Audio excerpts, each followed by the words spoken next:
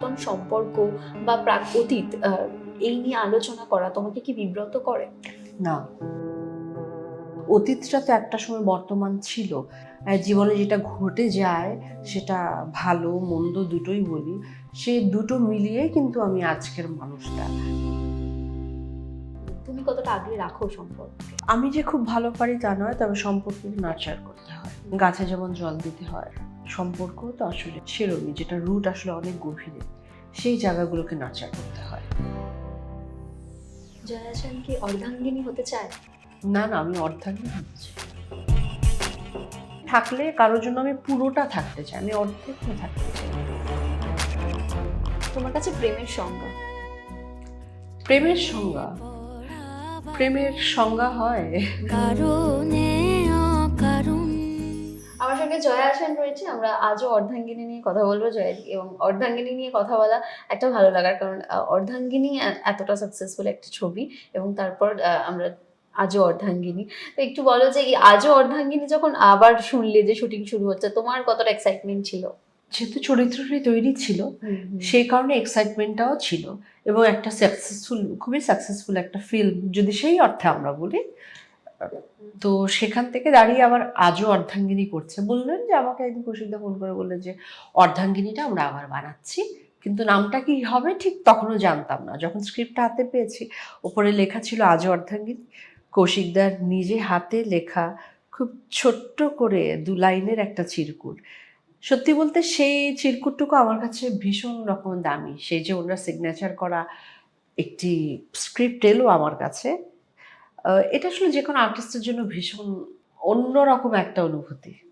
ভীষণ পাওনা ওটা একটা। হ্যাঁ, অবশ্যই। যে ছবিটি বা ফিল্মটি তাদের কাছে, এবং বলবো আমি অবশ্যই সুরিন্দর ফিল্মসের কাছেও এটা এতই ভালো লেগেছে, এবং দর্শকের কাছেও এটা একটা সফল ছবি হিসেবে যদি আমরা বলি, তারপর যদি কোনো একটি ছবির সিকুয়েল তৈরি হয়, সেটা তো ভালো লাগার বিষয়। জয়াদি, মেঘনা চরিত্রটাকে আমরা দেখেছি, তার এক নিজস্ব একটা যে ব্যক্তিত্ব আছে সেটার সঙ্গে আমরা পরিচিতি। মেঘনা 3 বছর পর তোমার চোখে কতটা বদল ঘটেছে মেঘনার? হ্যাঁ, বদল ঘটেছে মেঘনার মাঝে। তো 3 বছর চলে গেছে, তাদের যে সন্তানটি রয়েছে সে বড় হয়েছে। মেঘনার এই শহরটা অনেক পরিচিত হয়েছে। গত লাস্ট ফিল্মে আমরা যেমন দেখেছিলাম, মেঘনা একেবারে নতুন এই জায়গাটাতে, কলকাতা শহরে কিছুই চেনে না, এটিএম কার্ড থেকেও পিন নাম্বার জানে না, তার স্বামীর সঙ্গেও সেই বন্ডিংটা তখনও তার তৈরি হয়ে ওঠেনি, কিন্তু এখন সে পরিবারের একটি অবিচ্ছেদ্য অংশ, সে অ্যাকসেপ্টেড হয়ে গেছে।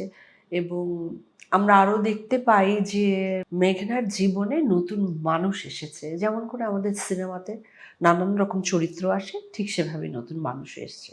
আপাতত এইটুকুই, কিন্তু ঘটনা এইটুকুই নয়, এর বাইরেও অনেক ঘটনা রয়েছে। সেটার জন্য আসলে 10 তারিখে হলে গিয়ে অর্ধাঙ্গিনী দেখবার জন্য আমি অনুরোধ করব। একদম।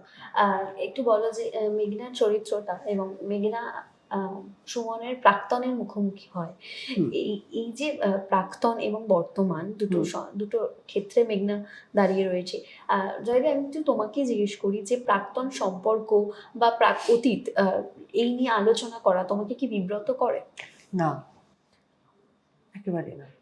তুমি অতীত বা প্রাক্তন নিয়ে কথা বলতে স্বাচ্ছন্দ্য, বা সেখানে কতটা তুমি ভোকাল এই মানে কথা বলতে স্বাচ্ছন্দ্য বা ভোকাল, সে সবের চেয়ে বড় বিষয় হলো অতীতটা তো একটা সময় বর্তমান ছিল, এবং অতীতকে অ্যাকনলেজ করার, আমি ভীষণ অতীতে বাঁচি, আমি মানুষটি এমন। তো সব যে কোনো অ্যাঙ্গেল থেকে অতীত আমার কাছে খুব গুরুত্বপূর্ণ, এবং জীবনে যেটা ঘটে যায় সেটা ভালো মন্দ দুটোই বলি, সে দুটো মিলিয়েই কিন্তু আমি আজকের মানুষটা। সেই কারণে অতীত আমার কাছে ইকুয়ালি খুবই গুরুত্বপূর্ণ। অর্ধাঙ্গিনী শব্দটায় তুমি কতটা বিশ্বাসী? যে অর্ধাঙ্গিনী তো আমরা স্বাভাবিকভাবে বিয়ে বা বৈবাহিক ক্ষেত্রে তাদের বিশেষত ব্যবহার করি। তুমি এই শব্দটায় কতটা বিশ্বাসী? এটা সাধারণত ফেমিনিস্ট একটা অ্যাঙ্গেল রয়েছে, নারীদের ক্ষেত্রে বেশি ব্যবহৃত হয়, বেটার হাফ। কিন্তু অর্ধাঙ্গিনী শব্দটা আমার মনে হচ্ছে যে একটু প্রাচীনপন্থী সেই অর্থে, কিন্তু আমাদের এই আজও অর্ধাঙ্গিনীতে এটা আসলে সমাজকে একরকম টন করেই মনে হয়েছে আমার কাছে। কৌশিক গাঙ্গুলি বলতে চেয়েছেন অর্ধাঙ্গিনী। যদি সম্পর্কের ক্ষেত্র এবং জীবনের প্রতিটি অধ্যায়ে এসে সম্পর্কের সমীকরণ বদলাতে থাকে হুম এবং কিছু সম্পর্ক যেমন থেকে যায় আর কিছু সম্পর্ক না চাইতেও হয়তো ছেড়ে দিতে হয় বা সেই সম্পর্ক থাকে না। সম্পর্ককে কতটা আগলে রাখা, তুমি কতটা আগলে রাখো সম্পর্ককে? আমি যে খুব ভালো পারি তা নয়, তবে সম্পর্কে নার্চার করতে হয় অবশ্যই। হুম। গাছে যেমন জল দিতে হয়, গাছের খাবার দিতে হয়, সম্পর্ক তো আসলে সেরমই, যেটা রুট আসলে অনেক গভীরে, সেই জায়গাগুলোকে নার্চার করতে হয়। জয়া সেন কি অর্ধাঙ্গিনী হতে চায়? না না, আমি অর্ধাঙ্গিনী হতে চাই না। আমি সবসময় ব্যক্তি মানুষে বিশ্বাস করি। আর অর্ধাঙ্গিনী আসলে আমার টার্মস না, অর্ধাঙ্গিনী আমার সঙ্গে আমার উল্টো পাশে যে মানুষটি দাঁড়িয়ে আছে তার টার্মস। আসলে অর্ধাঙ্গিনী কখনোই আমার বা নট ইভেন চুন্নিদেরও টার্মস নয়, যতটুকু আমি মানে ওনাকে কারোর চিনি। অর্ধাঙ্গিনী হয়ে ওঠা, সেটা ভাই তুমি হুম হুম চাও না আর কি? কারো অর্ধাঙ্গিনী হয়ে ওঠা নয়, কারোর জন্য আমি থাকতে চাই, থাকলে কারোর জন্য আমি পুরোটা থাকতে চাই, আমি অর্ধেক হয়ে থাকতে চাই না। যদি আমরা যে গল্পটায় দেখছিলাম যে একটা সন্তান নিয়ে এবং তাদের মধ্যে হুম যেই বনিবনাটা বা যেই ক্ষেত্রটা তৈরি হয়েছে গল্প জুড়ে, এখনো পর্যন্ত মানে আমরা 2026-এ দাঁড়িয়েও এই বিষয় নিয়ে কথা বলি এবং এইটা সমাজে চারিদিকেই ঘটছে যে সন্তান না হওয়াটা মেয়েদেরকেই দোষ দেওয়া বা দাগিয়ে দেওয়ার এই বিষয়টা। এখন অনেক আধুনিক প্রযুক্তিও এসছে যে যে ক্ষেত্রে মা হওয়া যায়। তোমার কি মনে হয় যে এই মননটার কতটা পরিবর্তন দরকার? আমরা তো আধুনিক বলি নিজেকে। সেটা একটা বায়োলজিক্যাল টার্মস আসলে। হুম। অনেকে বলেন যে এটাতেই সার্থকতা, আবার অনেকে আছেন সন্তান নিতে চান না, সে হয়তো কেপেবল কিন্তু তারপরে সন্তান নিতে চাইছেন না, বলছেন জগতে অনেক সন্তান, অনেক শিশু এমনি পড়ে আছে আহ, তাদের জন্য। এবং আরো কিছু মানুষ বিশ্বাস করে যে আহ, মানে এই পৃথিবীতে কি আসলে আমি যে সন্তান নিয়ে আসবো সেটার বাসযোগ্য কিনা, নানান রকম বিষয় রয়েছে। তবে এইটা লাইফ সাইকেলের একটা অংশ। কেউ যদি এক্সপিরিয়েন্স করতে চায় এবং একটি একটি খুব সুমধুর মধুর একটি এক্সপিরিয়েন্স, মাতৃত্ব, মাদারহুড, সেটা যদি কেউ করতে চায় তাহলে সেইটা এক্সপিরিয়েন্স করা অবশ্যই তার উচিত। যত বেশি এক্সপিরিয়েন্স করা যাবে তত বেশি ভালো। যে কথাটা মানে উঠে আসে যে নারী পরিপূর্ণ হয় সন্তান আহ, মা হলে বা সন্তানের জন্ম, সেটা তুমি বিশ্বাসী যে শুধুই নারী পরিপূর্ণতা সন্তান জন্মেই কি আটকে থাকা উচিত? না, সেটা কি আর এখন কেউ মনে করে? তা তো নয়। একটা চিন্তা ভাবনা থেকেই যায় যে সেগুলো যারা খুব সংকীর্ণভাবে হয়তো ভাবেন তারা হয়তো এটাকে সামনে নিয়ে আসেন। মানুষ হিসেবে পরিপূর্ণতাটাই আমার মনে হয় সবচেয়ে বড় ব্যাপার। আমি একজন নারী, একজন মা হয়ে জন্ম নিলাম, কিন্তু অন্য সন্তানের প্রতি, অন্যদের প্রতি, প্রাণ বৈচিত্র্যের প্রতি, পৃথিবীর প্রতি আমার কোনো রকম মায়া মমতা কিছুই নেই। শুধু নিজের সন্তান এবং নিজের সমস্ত কিছু আমি আগলে ধরে থাকলাম, তো তাকে কি পরিপূর্ণ মানুষ বলা যায়? আচ্ছা, একটু শুটিং এর গল্পটা একটু শুনি যে অনেকগুলো সময় পর আবার তিনজন হুম একসঙ্গে হওয়া, হুম দুই কৌশিকদা রয়েছে। তো শুটিংটা কিরকম ভাবে হলো, মানে কতটা মজা আনন্দ? শুটিংয়ে কোনো মজা হয়নি। হুম। শুটিংয়ে আমরা শুধু শুটিং করেছি, কাজ করেছি পাগলের মতো, কারণ এখন একটা লিমিটেড সময়ের ভেতরে শুটিং করতে হয়। আর এই শুটিংটা এমন ইন্টেন্স ছিল, যেই কারণে সেই অর্থে কি মজা হয়েছে, কি আনন্দ হয়েছে, কি খেয়েছি সেগুলো কিছুই হয়নি। এই প্রমোশনের সময় আমরা সব মজা করছি, আনন্দ করছি, খাচ্ছি দাচ্ছি, ঘুরছি একসঙ্গে, পিকনিক মুডে আমরা প্রমোশনের সময়ই রয়েছি। তুমি মনে হয় চলে যাবে ফেলে রেখে সব। গানটা খুব জনপ্রিয় হয়েছে, আমরা শুনছিলাম। তুই কি লুপে শুনছো? হ্যাঁ, আমি তো লুপে শুনছি, আমি শুনেছি এবং আমরা ব্যবহারও করছি গানটা নানানভাবে নানান সময়। এবং সবচেয়ে বড় কথা, আগের গানটা যেভাবে আলাদা আলাদা যেভাবে দর্শকের কাছে পৌঁছতে পেরেছিল, ঠিক আমার মনে হচ্ছে যে দর্শক অতটাই ভালোবেসেছে গানটাকে। আচ্ছা, একটু বলো যে এই যে আজও অর্ধাঙ্গিনী এবং আমরা অর্ধাঙ্গিনী যে সাফল্য হুম দেখেছি, হুম তো যখন পরবর্তী আর একটা সিকুয়েল আসে তখন দর্শকদের না একটা এক্সপেকটেশন তৈরি হুম হয়ে থাকে, তো হুম তো সেটা নিয়ে কতটা আশাবাদী? কৌশিকদার গল্পের বুনন তো সবসময় খুবই ভালো, অন্যরকম। এটাতে তো কৌশিকদা মাস্টার আসলে, এইখানে আমার কিচ্ছু বলবার নেই।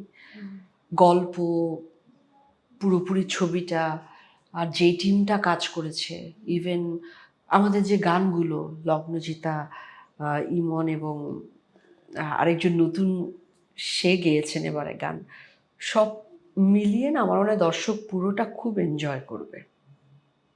তাই আমরা মাঝে মানে এখন সমাজ মাধ্যমেই বলি বা সমাজেই বলি, যেখানেই হোক না কেন, প্রাক্তন শব্দ বা বিচ্ছেদে হয়ে গেলে আমরা অনেকটা কাদা ছোড়াছুড়িতে চলে যাই, তিক্ততা চলে আসে। তোমার কি মতামত যে দুজন মানুষ আলাদা থাকে তাদের নিজের চিন্তা ভাবনা থেকে বা নিজের দৃষ্টি দর্শন থেকে, তো সেখানে এই বেশি আলোচনা করাটা বিচ্ছেদ নিয়ে, এটা কতটা মানে উচিত নয় বা স্বাচ্ছন্দ্য বোধ করো না?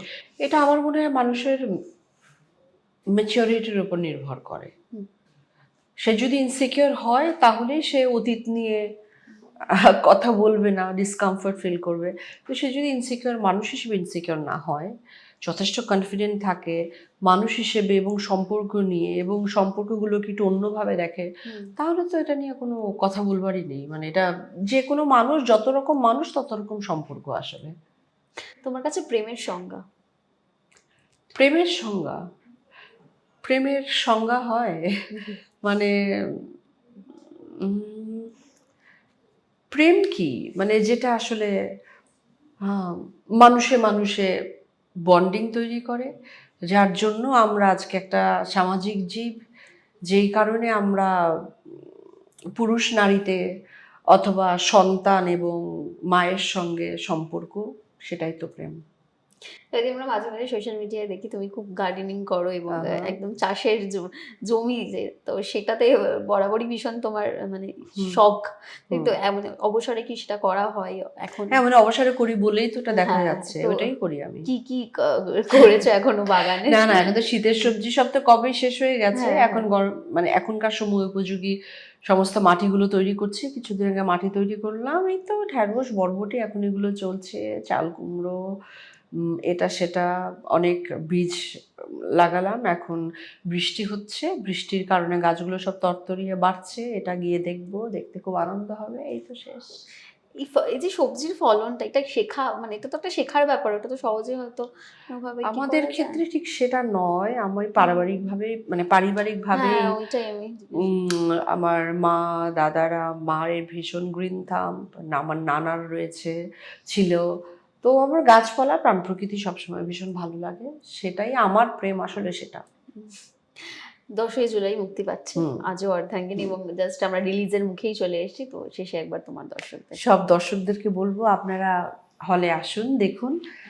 আমার তো কাজ করে ভীষণ ভালো লেগেছে, আপনাদেরকেও বলবো আপনাদের ভীষণ মূল্যবান সময়, আমি জানি সবার জীবনেই সময় ভীষণ মূল্যবান, কিন্তু সেইখান থেকে কিছুটা সময় বার করে কথা দিচ্ছি আপনাদের খারাপ লাগবে না, আপনারা বিফল হবেন না, আপনাদের ভালো সময় কাটবে, কিছু একটা নিয়ে আপনারা বাড়ি ফিরবেন, পরিবারের সকলকে নিয়ে ছবি দেখতে আসতে পারেন। তার আগে যদি মনে হয় অর্ধাঙ্গিনীটা একবার একটু দেখে নিন, তারপর আজ অর্ধাঙ্গিনী দেখতে আসুন। নারী নাকি অর্ধাঙ্গিনী, চল দেখি এই দুই অর্ধেক জুড়ে একটা সম্পূর্ণ নারী হওয়া যায়।